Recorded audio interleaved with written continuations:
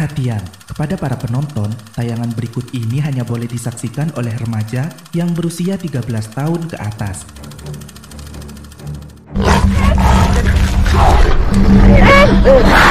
Hutan ngehe! Lo kok ada di sini, Ndra? Hah? Ndra, sadar, Ndra! Sadar! Hai semua, kita kembali. Kali ini kita mau meringkas alur cerita film horor Indonesia lagi nih guys. Judulnya Hantu. Ya, hantu doang. Film ini dirilis pada tahun 2007 dan disutradarai oleh Adrianto Sinaga. Menceritakan tentang 5 anak muda yang ingin liburan mendaki gunung menuju Telaga Setrawingit, tapi satu persatu mulai dihantui oleh sosok menyeramkan sejak mereka camping di tengah hutan. Waduh, apa yang terjadi ya kira-kira? Apakah mereka akan selamat sampai tujuan? Film ini juga mengajari kita akan pentingnya jaga lisan dan akhlak di alam liar. Daripada penasaran, yuk langsung aja kita mulai.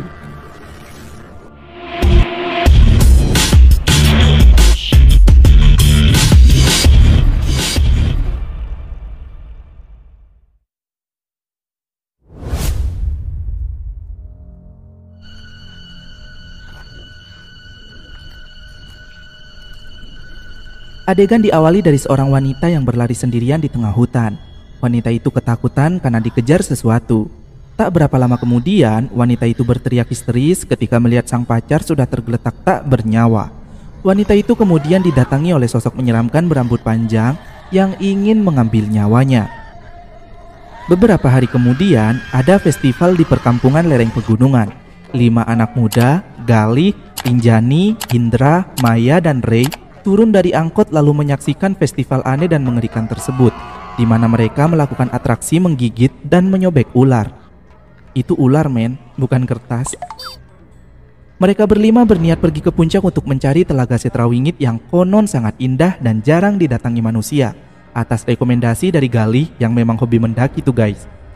Gak berapa lama kemudian datanglah nenek-nenek tua yang bertingkah aneh sambil mengatakan jika mereka gak akan selamat menggunakan bahasa Jawa kuno. Tapi mereka gak peduli. Mereka kemudian mencari tumpangan untuk mengantarnya ke puncak. Tapi semua supir gak ada yang mau karena takut. Selain karena jalanannya berkabut saat menjelang sore, tempat itu konon katanya sangat angker. Ada salah satu supir yang bersedia mengantar jika dibayar 500.000. Yang kalau sekarang nih, mungkin itu setara dengan 1 atau 2 jutaan lah. Dan tentu saja Galih and the Gang keberatan karena merasa kemahalan. Saat Indra membeli rokok, ia melihat supir yang kalah main judi dan sedang mama bobo. Indra memanfaatkannya dan merayunya agar bersedia mengantarnya dengan imbalan 150.000. Si supir itu pun bersedia tapi meminta uangnya lebih dulu. Dan mereka pun akhirnya berangkat dengan backsound lagu Kucing Garong. Tentu saja selama perjalanan si supir mengendarai mobilnya dengan ugal-ugalan guys. Lagian dia kan mama bobo, bukan mama muda. Malah disuruh nyetir. Tiba-tiba si supir yang mulai sadar malah berhenti di tengah jalan dan menurunkan mereka semua karena gak ingin dirinya celaka akibat pulangnya kemalaman di mana jalannya pasti dipenuhi kabut. Tentu saja Indra and the Gang kesal karena sebelumnya si supir berkata jika dia bersedia mengantarnya sampai tujuan. Ya iyalah, orang sebelumnya sedang mama bobo ya kan. Orang begitu kan apa aja pertanyaannya selalu jawabnya iya. Parahnya lagi nih guys, si supir enggan mengembalikan separuh uang yang sudah dibayar. Alhasil mereka pun terpaksa melanjutkan perjalanan dengan berjalan kaki. Setelah sekian lama berjalan, mereka menemukan warung tapi gak ada yang jaga. Indra langsung mengambil gorengan dan memakannya. Ray yang sangat tidak menyukai kotor ini mulai menggerutu ketika tangannya gak sengaja kena serpihan kayu lapuk. Tiba-tiba saja kakek pemilik warung muncul dan ketika Galih bertanya tentang jalan menuju Telaga Setrawingit, si kakek berkata gak semua orang bisa menemukannya, tapi mereka semua tetap nekat tuh melanjutkan perjalanan. Selama perjalanan ini kita seakan diberitahu jika Galih berpacaran dengan Rinjani, Indra berpacaran dengan Maya, sementara Ray homo. Maksudnya jomblo. Karena sudah menjelang malam, mereka akhirnya memutuskan untuk mendirikan tenda di hutan. Rinjani ingin mengajak Maya membuat mie untuk makan malam, tapi Maya gak ada. Sementara Indra yang kencing di pohon, tiba-tiba ternyata itu Maya guys. Saat mereka ninggalin Maya sendirian, di belakang Maya ternyata ada sosok berambut panjang menyeramkan beneran tuh guys. Ketika makan malam bersama, mereka mengejek Ray yang terlalu higienis. Bahkan Maya mengejeknya gak bakal ada cewek yang mau kalau Ray masih seperti itu. Gak apa-apa Ray, lu paling ganteng di situ kok. Kemudian Ray terlihat cemburu melihat kemesraan Galih dan Rinjani. Entah suka sama Galih atau Rinjani nih si Ray. Canda ya Ray. Malamnya Indra ingin pacaran dengan Maya. Maya pun pamit pada Rinjani. Sementara Ray gak bisa tidur karena belum mandi. Galih pun menyuruh Ray mandi di sungai, tapi Ray gak mau karena takut kotor dan gatal-gatal. Galih pun tertawa terbahak-bahak karena tadi saat mereka masak mie, airnya juga ngambil di sana. Sontak Ray pun terkejut lemas. Indra dan Maya pun melakukan cocok tanam di tengah hutan. Sementara Ray yang masih belum bisa tidur akhirnya mutusin pergi ke sungai untuk mandi. Mandi di sungai malam-malam memang enak sih Ray, apalagi kalau gak pakai apa-apa ya kan. Serasa diliatin sama banyak hantu gak sih? Bisa pamer batang ya kan. Sambil ditusuk keenakan, Maya melihat sekelibat Rinjani pergi bersama Galih. Ray yang sedang asyik mandi didatangi oleh sosok menyeramkan berambut panjang yang duduk di dekatnya. Saat sabunnya jatuh, kira-kira bolong gak ya tuh sabun? Canda bolong. Ray terkejut karena merasa sedang meraba sebuah kaki yang ada rambutnya. Namun tiba-tiba sosok itu menghilang guys. Ray pun jadi merinding dan sosok itu muncul lagi, kemudian mendorong Ray hingga jatuh tersungkur di sungai. Ray pun lari ketakutan dan bertemu Indra dan Maya yang sudah tiduran karena habis melakukan itu. Ray udah serius cerita dengan ketakutan tuh guys, tapi mereka malah mengejek Ray. Nasib, jadi jomblo memang selalu diketawain. Yang sabar ya Ray. Pagi harinya, Galih mencari Rinjani dan bertanya pada Indra dan Maya. Maya justru bertanya balik, bukannya tadi malam mereka pergi bersama? Galih mengatakan jika setelah makan malam, Galih sama sekali gak keluar tenda. Mereka pun mulai ribut dan saling salah-salahan.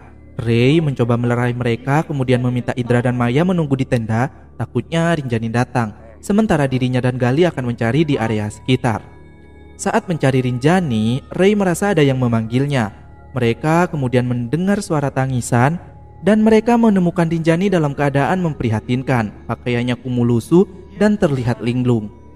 Mereka berdua akhirnya membawa Rinjani dan terkejut saat menghadap ke belakang. Ternyata itu adalah tenda mereka. Padahal Ray dan Galih yakin jika tadi mereka sudah berjalan sangat jauh. Setelah meniduri Rinjani di tenda, Ray menyarankan sebaiknya mereka pulang. Namun Galih masih keras kepala, ingin melanjutkan mencari telaga Setrawingit. Lalu Indra dan Maya yang melihat kondisi Rinjani juga setuju dengan Ray. Hingga Galih gak punya pilihan, tapi dengan syarat harus menunggu Rinjani pulih dulu. Indra dan Maya mulai membongkar tenda cowok, kemudian berjalan-jalan di area sekitar. Sementara di tenda cewek, Ray menyindir Galih yang membuat Galih emosi dan mereka terlibat adu mulut. Indra menulis namanya dan juga Maya di batang pohon besar sebagai kenang-kenangan jika mereka pernah berkunjung ke tempat itu. Maya lalu melihat wajah menyeramkan di antara dedaunan kering di tanah. Namun setelah Indra mengeceknya gak ada apa-apa tuh guys. Indra pun mencoba menakut-nakutinya hingga Maya kesal dan pergi ninggalin Indra. Indra mencoba meminta maaf dan mengejarnya, tapi tiba-tiba Maya menghilang. Sementara di tenda, Galih dan Ray masih lanjut adu argumen, bahkan Galih hampir memukul Ray sebelum akhirnya Rinjani terbangun dan memanggil mereka berdua. Indra masih mencari Maya, lalu menemukannya sedang duduk terdiam mematung dan mengajaknya pergi ke tenda. Kemudian Maya yang asli tiba-tiba muncul di depan Indra. Indra pun terkejut sekaligus lari ketakutan menuju tenda dan memberitahu Ray jika hutan itu benar-benar angker dan ada penunggunya. Rinjani jadi panik mendengar obrolan mereka, tapi mereka semua menutup-nutupinya dan Maya meminta Rinjani agar istirahat lagi. Karena kabutnya mulai tebal, Galih menyarankan agar mereka menginap 1 malam lagi sebab akan susah untuk berjalan. Malam harinya, Galih menyuapi Rinjani dan Rinjani meminta maaf karena dirinya semuanya jadi kacau. Galih juga balik meminta maaf karena sudah membuat Rinjani kecapean demi ikut dengannya dan berjanji jika besok mereka akan segera pulang. Ray hanya bisa menatap sedih melihat kemesraan mereka berdua. Ketika Rinjani terlelap tidur, Galih keluar tenda dan menghampiri sahabat-sahabatnya sekaligus meminta maaf atas sikapnya yang terlalu arogan. Saat mereka sedang asyik ngopi, tiba-tiba Rinjani ketawa cekikikan di dalam tenda, seakan sedang mengobrol dengan seseorang. Setelah Galih pergi untuk memeriksanya, tiba-tiba Rinjani melempar Galih hingga terpental. Dan Rinjani mulai kesurupan harimau berbunyi monyet. Mereka berempat mencoba menahan Rinjani yang mulai menggila. Tapi Rinjani menjadi sangat kuat, bahkan tak segan melempar mereka semua berkali-kali. Maya pun sampai pingsan karena kepentok pohon. Sementara Rinjani berlari masuk ke dalam hutan. Galih dan Ray mencoba mengejarnya tapi mereka kehilangan jejak. Ray berkali-kali melihat penampakan wanita menyeramkan berambut panjang mengikuti mereka. Tapi Galih gak melihat apapun. Sampai akhirnya kaki mereka berdua ditarik oleh rambut, senternya mati, dan mereka pun sama-sama melihat penampakan menyeramkan itu. Akhirnya mereka berdua langsung lari. Setibanya di tenda, mereka kembali ribut karena Indra memaksa untuk pulang. Dan lagi-lagi Maya yang jadi korban perselisihan Galih dan Indra. Kena tonjok tangannya Galih tuh si mata Maya. Kasian banget sih lu Mai. Keesokan paginya dengan mata yang sudah lebam membiru, Maya mencoba menenangkan dan menyadarkan Galih dan Indra agar jangan berseteru lagi. Karena kan mereka sudah sahabatan sejak lama. Maya pun memiliki ide jika dirinya dan Indra akan turun untuk mencari bantuan, sementara Galih dan Ray tetap mencari Rinjani sampai bantuan datang. Mereka pun akhirnya baikan dan setuju dengan ide Maya. Tiba-tiba Rinjani nelpon Galih dan meminta tolong. Namun teleponnya terputus dan setelah Galih mencoba menghubungi Rinjani lagi, HP-nya malah bunyi di dalam tasnya. Mereka pun heran karena itu gak masuk akal. Apapun itu, Galih menyuruh Indra dan Maya agar segera turun, meminta bantuan. Sementara dirinya mengajak Ray untuk tetap lanjut mencari Rinjani. Setengah hari kemudian, Indra dan Maya justru mutar-mutar di tempat di mana Indra menulis namanya di pohon. Padahal mereka merasa sudah berjalan sangat jauh. Karena kelelahan, mereka pun akhirnya istirahat. Indra yang kesal justru berteriak dan menghina hutan dengan kata-kata kasar. Hutan gehe! Sementara itu, Ray dan Galih juga merasa kelelahan. Ray pun mencoba menelpon Indra tapi teleponnya terputus. Galih dan Ray yang terus berjalan berhasil menemukan telaga Setrawingit. Galih jadi sedih karena seharusnya mereka tiba di sana dan bersenang-senang bersama, tapi yang terjadi malah sebaliknya. Ray gak memperdulikan tangisan Galih karena merasa ada yang memanggilnya. Galih mengira itu adalah tim SAR yang dipanggil Indra. Mereka pun meninggalkan telaga dan berlari mencari asal-usul suara itu. Namun mereka gak menjumpai siapa-siapa. Maya tiba-tiba menghilang dan datang-datang dia malah kesurupan lalu menyerang Indra. Sementara itu Ray melihat rambut yang sangat panjang yang ternyata berasal dari hantu menyeramkan. Mereka berdua langsung kabur lari ketakutan dan hal tersebut membuat keduanya kepisah. Galih bertemu Indra yang duduk terkulai lemas mematung. Indra menangis dan berkata Maya hilang. Hal itu membuat Galih terkejut lemas dan marah pada Indra karena gak bisa menjaga Maya. Indra malah membalas amarah Galih dengan ketawa sambil berkata jika Maya sudah meninggal. Adegan flashback pun ditampilkan saat Maya kesurupan dan menyerang Indra. Indra mendorongnya ke belakang dan tanpa sadar leher Maya tertancap ranting pohon runcing hingga tembus dan meninggal seketika. Galih pun memukul Indra berkali-kali sambil menuduhnya pembunuh meski Indra mengaku gak sengaja. Indra membalas pukulan Galih bertubi-tubi dan mereka berkelahi, guling-gulingan, menggelinding di jurang dan jatuh ke sebuah lubang yang dipenuhi tengkorak. Sementara itu, Ray masih terus berjalan sampai larut malam. Galih dan Indra terkejut melihat ada banyak tengkorak dan tulang belulang di sekitar mereka. Kemudian Galih melihat ada Rinjani yang terkulai di tanah. Dan saat menghampirinya, tiba-tiba saja Rinjani sudah berdiri di hadapan Galih. Galih langsung memeluknya dan membawanya pergi ninggalin Indra yang sedang disiksa oleh hantu. Galih yang mendengar teriakan Indra berniat akan membantunya. Namun si hantu terus saja menghalangi dan meneror Galih yang membuat Galih menjauh. Dan hanya bisa menyaksikan sahabatnya itu jadi bulan-bulanan si hantu. Rinjani membopong Galih yang kakinya patah dan membawanya pergi menjauh. Sementara Indra disiksa sampai meninggal. Galih dan Rinjani yang terus berjalan berhasil melewati warung si kakek di awal film. Yang ternyata warung tersebut adalah warung kosong angker tak berpenghuni guys. Mereka terus berjalan sampai pagi dan akhirnya menemukan satu rumah warga yang dihuni oleh nenek-nenek. Nenek-nenek itu membawa Galih masuk dan membantu mengobati luka serta merawatnya. Nenek bertanya kenapa bisa terjadi seperti itu. Gali menjawab jika ceritanya panjang dan nenek itu pun gak ingin memaksa Gali untuk bercerita, kemudian menyuruhnya untuk istirahat karena kondisinya juga sedang lemah. Saat si nenek pergi, Rinjani datang dan berkata senang karena Gali sudah mencarinya. Paling enggak suatu saat ketika sudah gak bersama lagi, Rinjani sudah tahu ketulusan cinta Gali. Setelah saling mengungkapkan perasaan satu sama lain, si nenek datang dan merasa aneh melihat kondisi Gali. Sementara itu, Ray yang masih ada di dalam hutan menemukan lubang jurang yang dipenuhi tengkorak dan tulang belulang. Dan betapa terkejutnya Ray saat melihat Indra, sahabatnya, sudah ada di sana dalam keadaan tak bernyawa. Ray juga menemukan jasad Rinjani yang tentu saja sudah meninggal.